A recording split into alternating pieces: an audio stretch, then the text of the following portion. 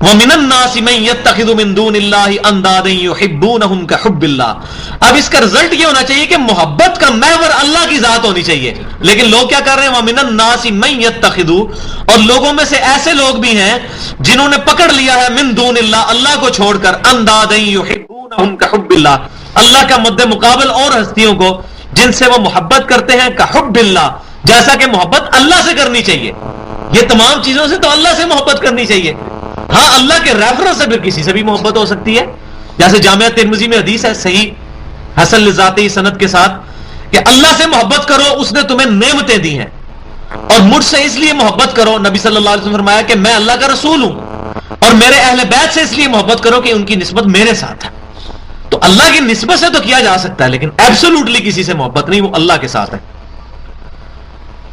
والذین آمنوا اشد حبا للہ، اور جو ایمان والے ہیں ان کا لٹمس ٹیسٹ کیا ہے کہ وہ شدید ترین اللہ سے محبت کرتے ہیں.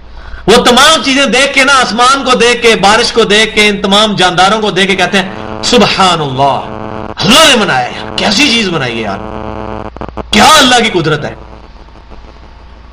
وہ یہ نہیں کہ وہ ان تمام چیزوں کو فینامنا آف نیچر سمجھتے ہیں، وہ کہتے ہیں اس کے پیچھے ایک ڈیوائن سورس ہے جس نے ان تمام چیزوں کو، اس سپریم بینگ اور سپر نیچرل ایجنسی نے ان تمام چیزوں کو کنٹرول کیا ہوا ہے. اچھا جناب، پچھلی دفعہ 165 نمبر آیت کے اوپر میں نے عرض کیا تھا کہ اگلی دفعہ گفتگو کروں گا، اور چونکہ یہ آیت جو ہے وہ پچھلی آیت کے ساتھ ریلیٹڈ ہے، 164 نمبر آیت، جو میں نے عرض کیا تھا کہ سورۃ البقرہ میں اب نصف ثانی کے اندر 4 بڑے مضامین کے اوپر گفتگو ہوگی.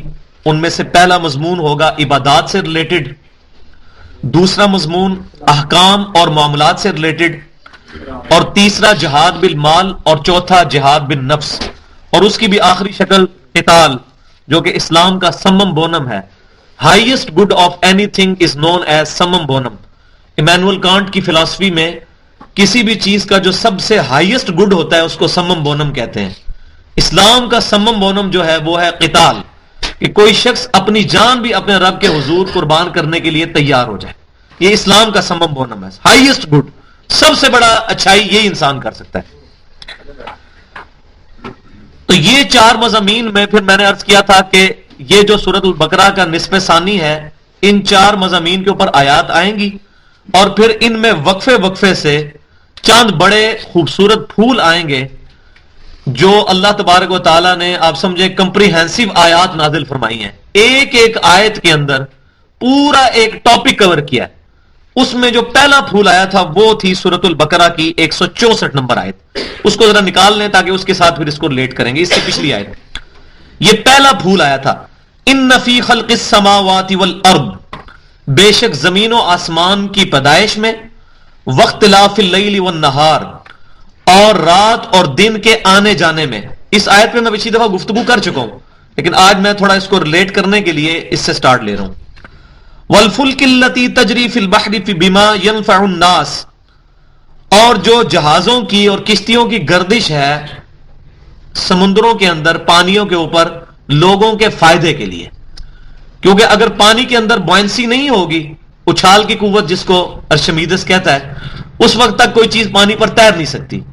تو یہ اللہ تعالیٰ کا فزیکل لا ہے کہ اس نے پانی کے اندر یہ طاقت رکھی ہے کہ وہ چیزوں کو اچھال کی قوت دے کے سپورٹ کر سکتا ہے. اگر پانی میں قوت اچھال نہ ہو تو جو بھی چیز جائے اس میں ڈوب جائے. تو یہ جو لوگوں کے نفع کے لیے جہاز چلتے ہیں جس کے ذریعے سی فوڈ لوگ حاصل کرتے ہیں، وما انزل اللہ من السماء من ماء فاحیا به الارض بعد موتها، اور جو آسمان سے اللہ نے پانی نازل فرمایا اور پھر اس پانی کے ذریعے زمین کو اس کے موت کے بعد زندہ کیا. جیسے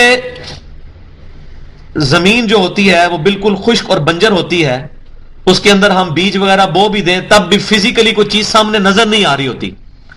تو اللہ تبارک و تعالیٰ پانی کے ذریعے زمین کے اندر زندگی پیدا کرتا ہے. پانی اس میں ڈلتا ہے اور اس میں سے پودے نکلنے شروع ہو جاتے ہیں. وَبَثَّ فِيهَا مِن كُلِّ دَابَّةٍ، اور زمین میں جو پھیلا دیے ہیں مختلف قسم کے جانور. اس میں تمام جانور شامل ہیں، چاہے وہ چوپائے ہیں یا پرندے ہیں یا سمندروں میں رہنے والے جانور ہیں یا زمین پہ رینگنے والے کیڑے ہیں، حشرات الارض ہیں، یہ تمام کی تمام چیزیں یہ اللہ تعالیٰ اپنی نشانیاں گنوا رہا ہے کہ یہ نشانیاں کس لیے ہیں. وَتَصْرِيفِ الرِّيَاحِ وَسَحَابِ الْمُسَخَّرِ بَيْنَ السَّمَاءِ وَالْأَرْضِ، اور ہواؤں کا بدلتے رہنا اور بادلوں کا زمین و آسمان کے درمیان مسخر ہونا، لآیات لقوم یعقلون، اس میں نشانیاں ہیں عقل والوں کے لیے، جو اپنی انٹلیکٹ کو استعمال کرتے ہیں ان کے لیے اس کے اندر نشانیاں موجود ہیں. کیا نشانیاں ہیں؟ کہ یہ تمام کے تمام جو فزیکل فینومینا ہو رہے ہیں، یہ تمام فزیکل فینومینا خود سے نہیں ہو رہے، بلکہ ان کے پیچھے کوئی ڈیوائن سورس ہے جو ان کو کنٹرول کر رہی ہے. دنیا میں سب سے بڑا بے وقوف وہ ہے جو یہ سمجھتا ہے کہ انڈے میں سے چوزا خود نکلتا ہے. زمین و آسمان کی ساری مخلوقات کو ہم چیلنج کرتے ہیں، سارے انٹلیکچوئلز کو، سارے سائنٹسٹ کو. میں ایک انڈا توڑ کر اس کا لیسدار مادہ رکھتا ہوں پلیٹ کے اندر، زمین و آسمان کی ساری مخلوقات مل کے تمام اپنے انٹلیکچوئل ان پٹ دے لیں اور ساری کی ساری تدبیریں اور تمام سائنٹیفک ریسرچ کی روشنی میں کوشش کر بیٹھیں، اس لیسدار مادے سے چوزا بنا سکتی ہیں. کوئی بیوقوف بھی نہیں کہے گا ہاں. عقل مند تو بڑی دور کی بات ہے. کوئی کہے گا سوچا ہی نہیں جا سکتا اس مٹیریل سے چوزا بنانا. حالانکہ ہمیں تو یہ کہنا چاہیے پہلے مٹیریل کوئی بنائے، خود بنائے مٹیریل. مٹیریل چلو انڈے میں سے لے لیتے ہیں، اپنی عقل جوڑے اور چوزا بنا کے بتائے کوئی. تو بھائی جو کام کرنے سے نہیں ہو سکتا وہ خود بخود کیسے ہو سکتا ہے؟ اس جملے کے اوپر غور کریں. جو کام کرنے سے نہیں ہو سکتا، سب لوگ اپنا انٹلیکچوئل ان پٹ دے لیں، تمام کے تمام لوگ اپنی تمام ایفرٹ پٹ کر دیں ایک کام کو کرنے کے لیے کہ ہم نے یہ کام کرنا ہے، اور وہ کام نہ ہو، اس کے بارے میں کوئی یہ بکواس کرے یہ خود بخود ہو رہا ہے، اس سے بڑا کوئی بے وقوف نہیں ہے. جو کام کرنے سے نہیں ہو سکتا وہ خود بخود کیسے ہو سکتا ہے؟ ایک بال پوائنٹ کو دیکھ کر کوئی پاگل شخص بھی یہ نہیں کہے گا یہ خود بخود بنی ہے. وہ کہہ سکتا ہے؟ تو بھائیو ایک بال پوائنٹ خود بخود نہیں بنی، کسی کے بنانے سے بنی ہے. اس کے اندر پورا میکینیکل سسٹم ہے، جو پھر اندر سیاہی کا نظام ہے، پلاسٹک کی اس کی باڈی، یہ سب کچھ یہ ساری ایک ترتیب سے بنی ہے. یہ کسی کے بنانے سے بنی ہے. اس سے تو کئی کمپلیکس چیز جو ہے وہ انڈا ہے، اور روزانہ اربوں انڈوں میں سے چوزے نکل رہے ہیں. خود بخود نکل رہے ہیں؟ نہیں، کسی کے نکالنے سے. تو اللہ تعالیٰ فرما رہا ہے یہ زمین و آسمان کی پیدائش میں، یہ کوئی معمولی چیز نہیں. زمین و آسمان کی پیدائش بھائیو، اس وقت ناسا کی لیٹسٹ سائنٹیفک ریسرچ کے مطابق اس کائنات کے اندر 250 بلین گلیکسیز دریافت ہو چکی ہیں. 250 ارب گلیکسیز، اور ایک گلیکسی ان میں سے ہماری گلیکسی ہے ملکی وے. اس کے اندر 300 ارب سورج ہیں، جن میں سے ایک سورج ہی ہے. اس جیسے 300 ارب سورج ہماری گلیکسی میں موجود ہیں. یہ ایک گلیکسی ہے، اور پھر اس طرح کی 300 ارب سورج والی گلیکسیز 250 ارب ہیں. انبلیویبل ڈیٹا ہے، یہ فیکٹوریل پرابلم ہے. جو میتھمیٹکس کی فیلڈ کے لوگ ہیں وہ جانتے ہوں گے فیکٹوریل پرابلم کیا ہوتا ہے. اتنا بڑا جو سسٹم ہے یہ تو زمین و آسمان کی پیدائش ہے. یہ بنی کیسے اس کو تو چھوڑ دیں، ہم تو اس کے فگرز کا اندازہ نہیں. اور یہ 300 ارب سورج جو ہماری اس گلیکسی میں موجود ہے ان میں سے سب سے چھوٹا سورج یہ ہے جو ہمیں نظر آتا ہے، جو زمین سے 13 لاکھ گنا بڑا ہے، جس میں ہر سیکنڈ میں 50 کروڑ اٹامک بم کے برابر انرجی ریلیز ہو رہی ہے. تو بے وقوف ہوگا نا جو کہے گا یہ سورج خود بخود چل رہا ہے. بھائیو یہاں ہمارا سوئی گیس کا مسئلہ بنا، ہمارا تو چولہا نہیں چل رہا، چولہا نہیں جلا سک رہے اپنا. 300 ارب سورج اس گلیکسی میں چل رہے ہیں، جن میں سب سے چھوٹا یہ ہے جو زمین سے 13 لاکھ گنا بڑا ہے، اور ہر سیکنڈ میں 50 کروڑ اٹامک بم کے برابر انرجی ریلیز کر رہا ہے. لیکن یہ ساری کی ساری چیزیں ان لوگوں کے لیے جو اپنی عقل کو استعمال کرتے ہیں. یہ جو آخر میں اللہ تبارک و تعالیٰ نے یہ چیز بیان فرمائی کہ اس کے اندر نشانیاں ہیں عقل والوں کے لیے. عقل والے تو سوچیں گے کہ اس دنیا کے اندر مور دین 2 ملین مخلوقات دریافت ہو چکی ہیں. 20 لاکھ سے زیادہ مخلوقات صرف اس دنیا میں ہیں. گننا شروع کریں نا، اگر گھوڑا، گدھا، خچر، ٹھیک ہے جی، کوا، چیل، طوطا، اس طریقے سے گنے تو 20 لاکھ مخلوقات ہیں جو اس روئے ارض پہ دریافت ہو چکی ہیں. یہ نیشنل جغرافک اور ڈسکوری چینلز کے آپ کو فگرز بتا رہا ہوں، اپنے نہیں، جن لوگوں نے مار کھائی ہے اس فیلڈ میں. 20 لاکھ مخلوقات. پھر ہر یہ 20 لاکھ تو سپیشیز ہو گئی، پھر ہر مخلوق جو ہے اس کی آگے تعداد اربوں کے اندر ہے. ایک دہی کے کپ کے اندر 6 ارب بیکٹیریاز ہوتے ہیں. More than the human population on the face of earth. زمین پہ جتنے لوگ موجود ہیں اس سے زیادہ تعداد میں بیکٹیریا ایک دہی کے کپ کے اندر ہیں. تو باقی مخلوقات کا کیا بندہ اندازہ لگا. ملینز آف ویلز ہیں دنیا کے سمندروں کے اندر، اور ویل کی ایک وقت کی جو چھوٹی ویل کی خوراک ہے نا وہ 500 کلو گرام گوشت ہے. 35,000 کلو کی بھی ایک ویل ہے جو پیسیفک اوشن کے اندر ویلز موجود ہیں. ایک ویل کا وزن 35,000 کلو، 11 افریقن ہتھنیوں کے برابر وزن. اور اس طرح کی لاکھوں ویلز موجود ہیں اٹلانٹک کے اندر، پیسیفک اوشن کے اندر، بحر الکاہل میں، بحر اوکیانوس میں. یہ تمام کی تمام چیزیں خوراک بھی لے رہی ہیں، اور یہ لاکھوں سال سے اس روئے ارض پہ آباد ہیں. ان کی جو جنریشن چل رہی ہے وہ کسی خوراک کی وجہ سے چل رہی ہے. یہ ساری کی ساری جو نشانیاں ہیں، اس پہ میں نے پورا ایک لیکچر بھی دیا ہے.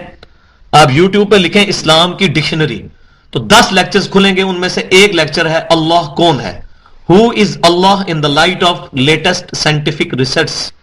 اس پہ 1.25 گھنٹے میں نے نیشنل جیوگرافک اور ڈسکوری چینلز کے فگر سے بتایا ہے کہ آج ان سائنٹسٹ نے بھی اس چیز کو بلیو کیا ہے کہ ایک supreme being, super natural agency, ایک ڈیوائن سورس ہے جو تمام چیزوں کو ٹائنیسٹ ڈیٹیل تک کنٹرول کیے ہوئے ہیں. تو اس جو کائنات کی جو نشانیاں ہیں، ان کے اندر جو ہے وہ عقل والوں کے لیے نشانی موجود ہے کہ وہ اپنی عقل کو استعمال کر کے اللہ تک پہنچیں.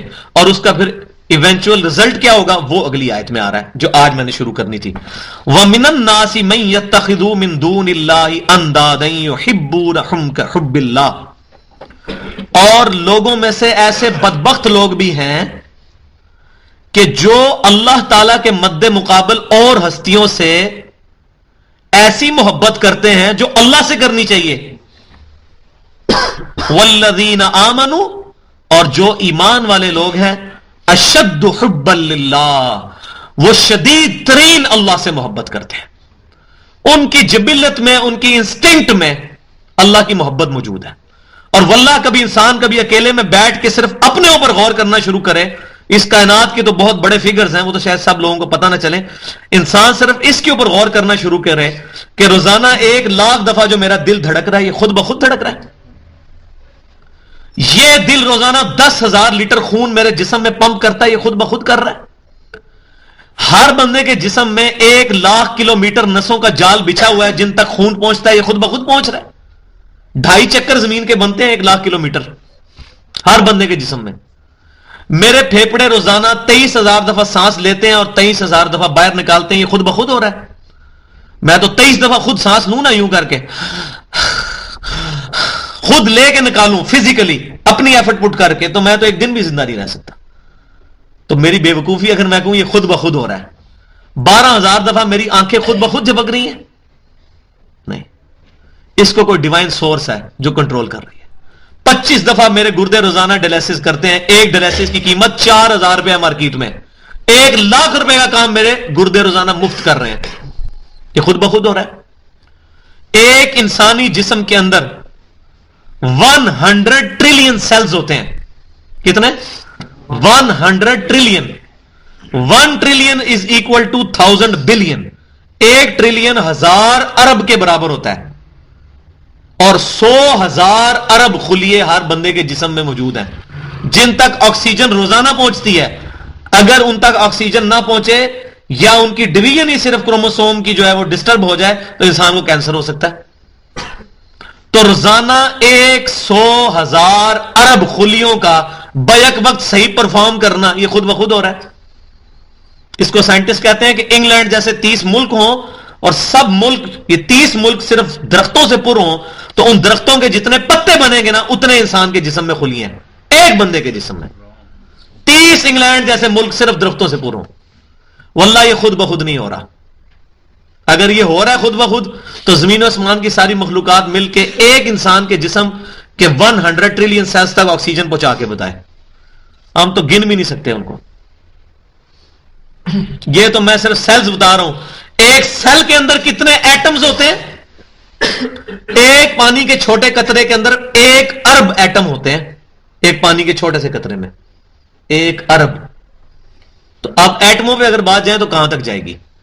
یہ سارے کے سارے فگرز اللہ تعالیٰ نے اس بابرکت دور میں اس دور کو بابرکت اس لیے کہتا ہوں کہ آج سائنس کی ترقی کی وجہ سے اللہ تعالیٰ نے وہ جو سورہ حامیم السجدہ کی سیکنڈ لاسٹ آیت ہے، سنوریہم آیاتنا فی الآفاق وفی انفسہم حتی یتبین لہم انہ الحق، ان قریب زمین و آسمان میں اور ہم ان لوگوں کی جانوں میں ان کو ایسی نشانیاں دکھائیں گے وہ چیخ اٹھیں گے کہ یہ قرآن حق ہے.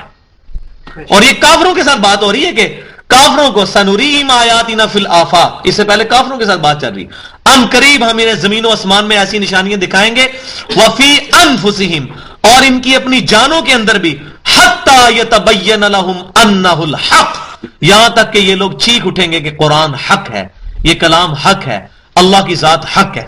اور آج وہ چیخ اٹھے ہیں. 11 ستمبر 2001 کے بعد امریکہ میں روزانہ 400 بندہ مسلمان ہو رہا ہے، اور 11 ستمبر 2001 کے اس واقعے کے بعد جس کو ہم کنڈیم کرتے ہیں اور وہ امریکہ نے خود کروایا تھا، 34,000 امریکن صرف 9 مہینے میں مسلمان ہوئے ہیں قرآن پاک کا ترجمہ انگریزی میں پڑھ کے. ان کے لیے انٹرسٹ کیا ہے ان چیزوں میں کہ یہ کتاب ان چیزوں سے بحث کرتی ہے جو 20ویں صدی کے اندر لیٹسٹ سائنٹیفک ریسرچ کی وجہ سے دریافت ہوئی ہیں.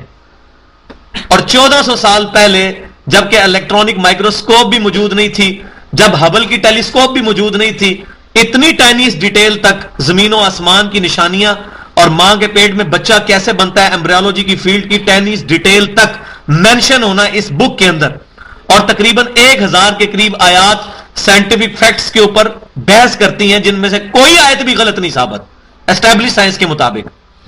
تو وہ چیخ اٹھتے ہیں کہ یہ کلمہ جو لا الہ الا اللہ محمد رسول اللہ، اللہ کے سوا کوئی معبود نہیں، محمد صلی اللہ علیہ وسلم اس کے رسول ہیں.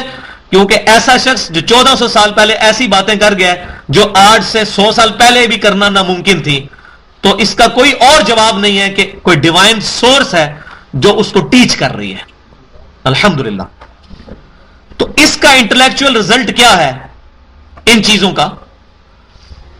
والذین آمنوا اشد حبا للہ، جو ایمان والے ہیں وہ شدید ترین اللہ سے محبت کرتے ہیں. یہ ہے اس کا ایونچوئل رزلٹ. ان تمام چیزوں کے بعد انسان جب تفکر کرتا ہے تو اللہ کی محبت پیدا ہوتی ہے. اور اس کو میں جامعہ ترمذی کی حدیث سے بیان کروں. جامعہ ترمذی میں حسن لذاتہ ہی صحیح سند کے ساتھ روایت موجود ہے کہ نبی صلی اللہ علیہ وسلم نے فرمایا کہ اللہ سے محبت کرو ان نعمتوں کے سبب جو اس نے تمہیں نوازی ہیں، اور مجھ سے محبت کرو کیونکہ میری نسبت اللہ کے ساتھ ہے، اور میرے اہل بیت سے محبت کرو کیونکہ ان کی نسبت میرے ساتھ ہے. تو یہ تمام نعمتوں کا تقاضا یہ ہے کہ ہم اللہ کے ساتھ شدید ترین محبت کریں. اور جو گمراہ لوگ ہیں وہ کیا کرتے ہیں؟ وہ اللہ کو چھوڑ کر اور ہستیوں کے ساتھ ایسی محبت کرتے ہیں جو اللہ سے کرنی چاہیے. اور ایمان والے اللہ کے ساتھ شدید ترین محبت کرتے ہیں. اب یہ جو اور ہستیاں ہیں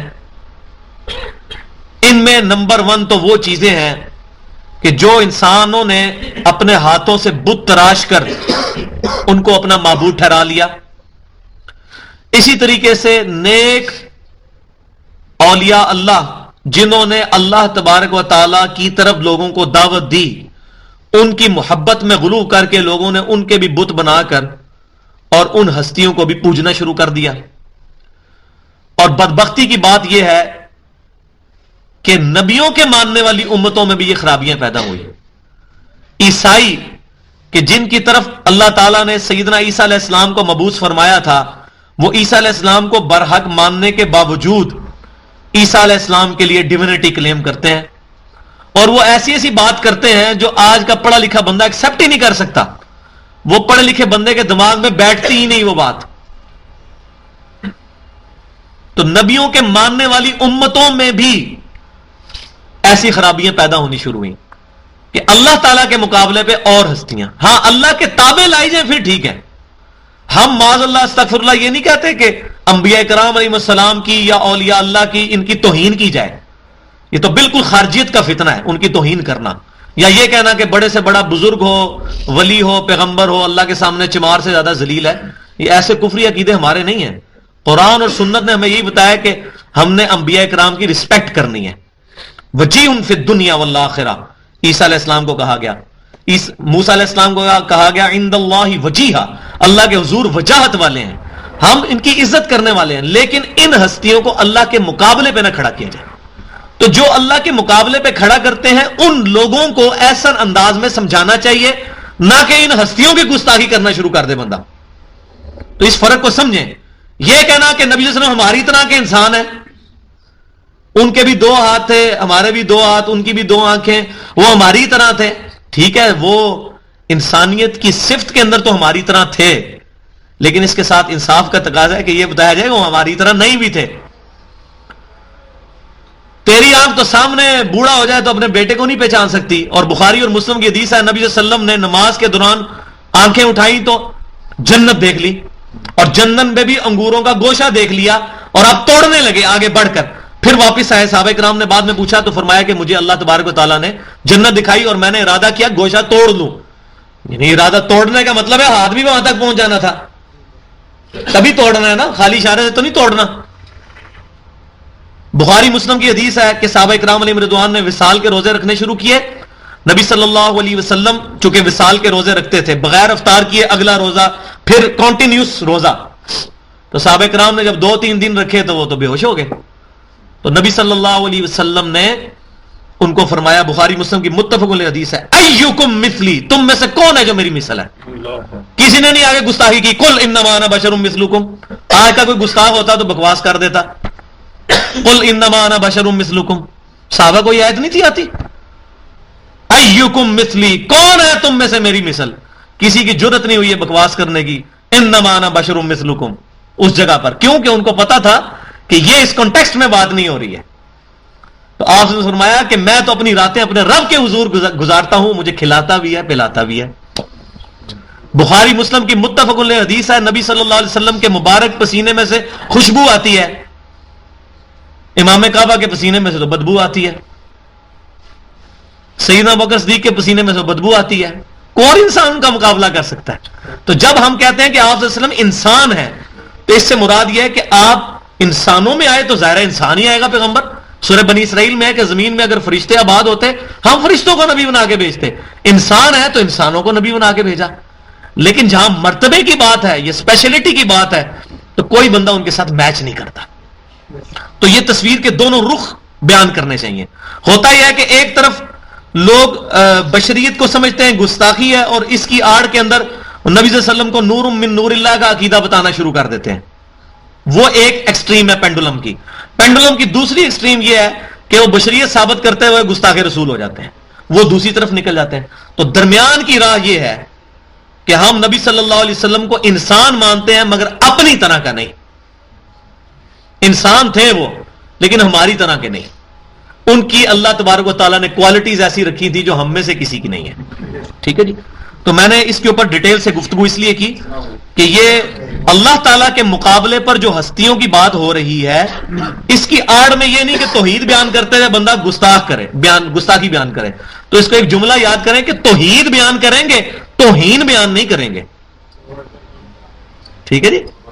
توحید بیان کریں گے، توہین بیان نہیں کریں گے، کیونکہ اللہ کے مقابلے پر انبیاء اور اولیاء نہیں ہے، وہ تو حزب اللہ ہے. ٹھیک ہے.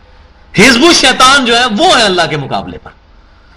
تو نبی صلی اللہ علیہ وسلم کی محبت اللہ ہی کی محبت ہے، یہ اللہ کے مقابلے پر نہیں ہے. والذین آمنوا اشد حبا للہ، جو ایمان والے ہیں وہ شدید ترین اللہ سے محبت کرتے ہیں. وَلَوْ يَرَى الَّذِينَ ظَلَمُوا إِذْ يَرَوْنَ الْعَذَابَ أَنَّ الْقُوَّةَ لِلَّهِ جَمِيعًا. اور کاش یہ ظالم لوگ وہ وقت دیکھ لیں قیامت کا، کاش ان کو یہ وقت نظر آ جاتا تو ان کو یہ بات پتہ چل جائے گی کہ جب وہ عذاب دیکھ لیں گے تو ان کو یہ بات کھل جائے گی، أَنَّ الْقُوَّةَ لِلَّهِ جَمِيعًا، کہ اصل میں جو بے شک قوت ہے وہ ساری کی ساری اللہ کے پاس ہے. وَأَنَّ اللَّهَ شَدِيدُ الْعَذَابِ، اور بے شک اللہ تعالیٰ سخت عذاب دینے والا ہے. اللہ کے مقابلے پر ہستیوں کے علاوہ آج کے دور کا شرک جو میں سمجھتا ہوں کہ ڈاکٹر اقبال نے سمجھا ہے، اور میں نے پہلے بھی ایک دفعہ ورڈکٹ دی تھی اور لوگوں نے اس کو توڑ موڑ کے پیش کیا. اور میں نے یہ کہا تھا کہ آج کے جو پرانے، آج سے جو 200-300 سال پہلے کے مفسرین ہیں، جیسے آپ تفسیر ابن کثیر اٹھائیں گے، اس میں آپ کو آج کے دور کے فتنے تو نہیں ملیں گے. مطلب جمہوریت کے بارے میں آپ کو ابن کثیر کی کوئی رائے نہیں ملے گی، وہ اس لیے کہ اس زمانے میں یہ فتنہ ہے نہیں تھا. اسی طریقے سے حاضر و ناظر کا مسئلہ کہیں نہیں ملے گا آپ کو. یہ تو شاہ عبداللہ محدث دہلوی کی وجہ سے انڈیا پاکستان میں یہ مسئلہ شروع ہوا، جس کو بریلوی، دیوبندی، اہل حدیث تینوں اپنا بزرگ بھی مانتے ہیں بدقسمتی سے. یہ تو انہوں نے یہ سب سے پہلا، احمد بریلوی صاحب تو بیچارے بعد میں آئے ہیں، انہوں نے تو اس کو نقل کیا حاضر و ناظر کے عقیدے کو. اصل جو ایکسیز ہے بندہ وہ تو شاہ عبداللہ محدث دہلوی ہیں، 1052 ہجری میں فوت ہوئے. اچھا، تو آج کے دور کا یہ جو فتنہ تھا جمہوریت کا اور وطنیت کی محبت، جو کہ یہ ابھی یہ شروع کیا جی، سب سے پہلے پاکستان، سب سے پہلے اسلام، اس کے بعد کوئی چیز. تو اس دور کے شرک کو ڈاکٹر اقبال نے سمجھا، اور میں اس کو بھی سمجھتا ہوں کہ وہ اس آیت کے اندر آتا ہے، وَمِنَ النَّاسِ مَن يَتَّخِذُ مِن دُونِ اللَّهِ أَندَادًا يُحِبُّونَهُمْ كَحُبِّ اللَّهِ. اور وہ نیشنلزم کا فتنہ ہے جو ڈاکٹر اقبال نے شعر کہا کہ ان تازہ خداؤں میں بڑا سب سے وطن ہے، جو پیرہن ہے اس کا وہ مذہب کا کفن ہے. کہ یہ آج کے جو تازہ خدا لوگوں نے گھڑے ہیں، ان میں وطنیت کی محبت، وطن کی محبت کو اس حد تک آگے لے جانا کہ اللہ اور رسول کی محبت پر بھی غالب کر دینا. اب مجھے بتائیں، صحیح حدیث ہے جامعہ ترمذی میں، جو شخص یہ خواہش کرتا ہو کہ لوگ اس کے سامنے کھڑے ہوں احترام کے لیے، وہ اپنا مقام دوزخ میں دیکھ لے. اور جامعہ ترمذی میں حدیث موجود ہے کہ صحابہ کرام علیہم رضوان نبی صلی اللہ علیہ وسلم کے استقبال کے لیے کھڑا نہیں ہوا کرتے تھے، نبی صلی اللہ علیہ وسلم کے استقبال کے لیے کھڑا نہیں ہوا کرتے تھے. تو ہم قومی ترانے میں کیوں کھڑے ہوتے ہیں؟ یہ قنوت جو ہے یہ اللہ کے ساتھ خاص ہے، قومی ترانے کے عدم میں کھڑا کروایا جاتا ہے. یہ ڈاکٹر اقبال کو بات سمجھ آئی. ان تازہ خداؤں میں بڑا سب سے وطن ہے، جو پیرہن ہے اس کا وہ مذہب کا کفن ہے. مذہب کا کفن بن گیا یہ.